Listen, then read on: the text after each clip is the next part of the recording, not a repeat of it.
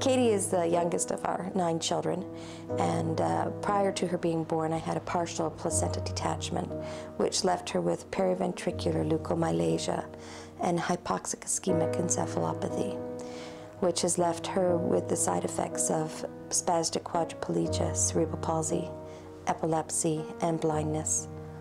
So usually about every month we were into a pneumonia and in and out of hospitals for the first 3 years of her life. And then we went to having in-home oxygen on a steady basis.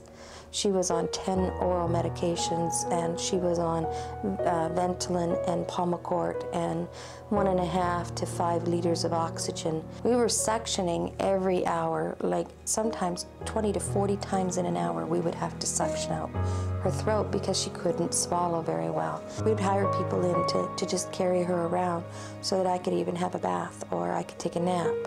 Katie was in liver failure, and she was about 2 hours a day she would maybe be coherent. It was like working with a comatose person. It was a real sad time around here that she couldn't survive much longer at the state that she was at. We introduced Empower to her, and after just 2 jars of Empower, we went from 1.5 liters of oxygen per minute to no oxygen at all. And she was more physically active, moving around more in her bed. She was more verbal. She developed ability to grasp things and bring them to her mouth, and now can actually hold toys for fair lengths of time and purposely use them to bring to her mouth and explore them. She's quite active with her hands and doing a lot more as far as neck control goes, and just sounds and alertness overall. And now she's able to stay in the standing frame just about as long as I'll keep her there. She's been able to go off many of her medications. We are down to 4 drugs that we are working with. 3 of them we are reducing. She's much easier to take places. She doesn't need her big suction machine. She doesn't need a big oxygen tank. And not only that, she's happy when she goes.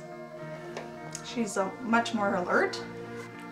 When I first started, she pretty much just laid in bed.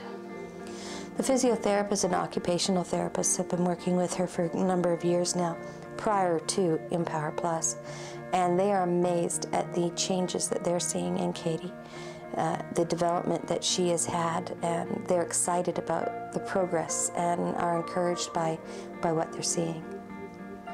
She's much happier, and she lets us know when she's happy, but she also lets us know when she's sad, which is a really good thing because you feel like you're interacting with someone that's more normal. We gave up on vision about age 2 because the doctor felt that Katie had no vision at all. But recently, because of the eye movement that we've been seeing since the Empowerplus, we thought it was worth looking into again. So we have a vision consultant that's rather new to Katie, but he is very excited because he's found peripheral vision in Katie. Before, it was a big sadness to look at your child and not be able to help her, not be able to communicate with her, not be able to do much with her. And now we can smile and laugh together and play hand games together and cuddle, and we can go for walks, and she can find enjoyment in what we do. And it's been exciting because it's like having just opened up a flower and it's began to bloom because of Empower. She's just, there's something there now that at one time there really wasn't. When you have a handicapped child, to one degree or another, the whole family becomes disabled. And you know, you have to rely upon doctors and you have to rely upon the experts. But the systems didn't help the way we thought that it would.